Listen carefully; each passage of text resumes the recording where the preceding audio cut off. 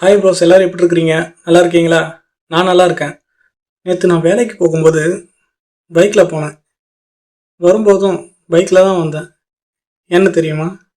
நான் போகும்போது பைக்கில் தானே போனேன். அதான் வரும்போதும் பைக்லேயே வந்துட்டேன். இப்போ எதுக்குடா சம்மந்தமே இல்லாமல் இதெல்லாம் எங்ககிட்ட சொல்லிட்டு இருக்கேன்னு கேட்டிங்கன்னா, அதுக்கு ஒரு சம்மந்தம் இருக்குது. நாகபந்தம்னு ஒரு படம். இல்லை, ஒரு கேவலமான படம். சனாதன தர்மத்தை தூக்கி பிடிக்கிறோம்னு மதவெறியை தோன்ற காவி சங்கிகளோட படம். இந்த படத்தை ரிவ்யூ பண்ணுறதுக்கெல்லாம் ஒரு மண்ணும் இல்லை.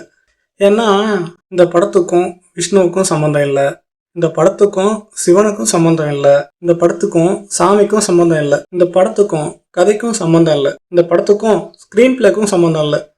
இப்படி நிறைய சம்மந்தமே இல்லைனாலும் 2 பேருக்கு சம்மந்தம் இருக்குது. ஒன்று, டைட்டில் கார்டுக்கு சம்மந்தப்பட்ட பாம்பு, மதவெறிக்கு சம்மந்தப்பட்ட காவி சங்கிகள்.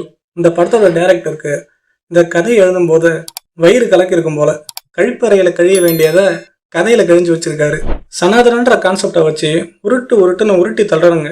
இவனுங்க எடுத்த இந்த காவி எத்துல நாகபந்தம் புக்கு முக்கியம் இல்லை, பிரம்ம கமலம் முக்கியம் இல்லை, இவ்வளோ ஏன் இந்த படத்தில் கடவுள்களே முக்கியம் இல்லை. இவனுங்களுக்கு முக்கியம் வேற்று மத வெறுப்பு, மதவெறியை தூண்டுற வசனங்கள், குறிப்பிட்ட ஒரு மத சம்பந்தப்பட்டவங்களை அழிக்கணும்னு தூண்டி விடுற கேவலமான ஐடியாலஜின்னு பல விஷயங்களை சொல்லிக்கிட்டே போகலாம். இதுக்கு மேலே இதை பற்றி பேசினா இது ரிவ்யூ மாதிரி இருக்காது. ஓகேப்பா, எங்களுக்கு இதெல்லாம் தேவையில்ல. படம் டெக்னிக்கலாக எப்படி இருக்குது அப்படின்னு கேட்டிங்கன்னா, ஸ்க்ரீன் பிளே படு மோசம்.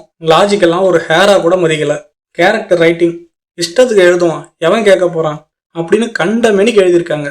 ஆனால் அதில் எந்த கேரக்டர் செத்தாலும் செத்துட்டியா சரிப்பா, அதுக்கப்புறம் என்ன அடுத்து எவன் சாக போகிறான் அப்படின்ற மாதிரி தான் இருக்குது. ஐயோ, இந்த கேரக்டர் ஏன்டா கொன்னீங்க, இந்த கேரக்டர் ரொம்ப நல்ல கேரக்டர் ஆச்சுடா அப்படின்னு எந்த கேரக்டர் மேலேயும் பாவமே பட முடியல. அவங்க செத்தா என்ன, உயிரோடு இருந்தா என்ன அப்படின்ற மாதிரி இருக்கு.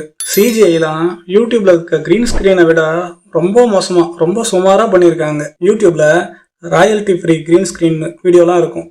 அந்த வீடியோ விட ரொம்ப மட்டமா இருக்கு. ஒரு சில சீன்ல வர சிஜிஐலாம் பார்க்கும்போது ஏதோ பிஎன்ஜி இமேஜ் மூவ் ஆகுற மாதிரி தான் வச்சிருக்காங்க. டெக்னிக்கலாகவும் இந்த படம் முக்கியா தான் இருக்கு. சொல்ற அளவுக்குலாம் ஒன்றும் இல்லை. அதான் முன்னவே சொன்னேன்ல, இந்த படத்துல படமே முக்கியம் இல்லை. இந்த மாதிரி படங்களை எந்த வகையிலையும் சப்போர்ட் பண்ணவே கூடாது. அது பாசிட்டிவா இருந்தாலும் சரி, நெகட்டிவா இருந்தாலும் சரி. இந்த மலத்தை எல்லாம் அப்படியே கடந்து போயிடணும். இந்த ரிவ்யூ மூலமா நான் சொல்ல வரது என்னன்னா, ஜாதி மத இன வேறுபாடு காரணம் காட்டி ஒருத்தரையோ அல்லது ஒரு தரப்பினரையோ ஒதுக்குறது தவறு.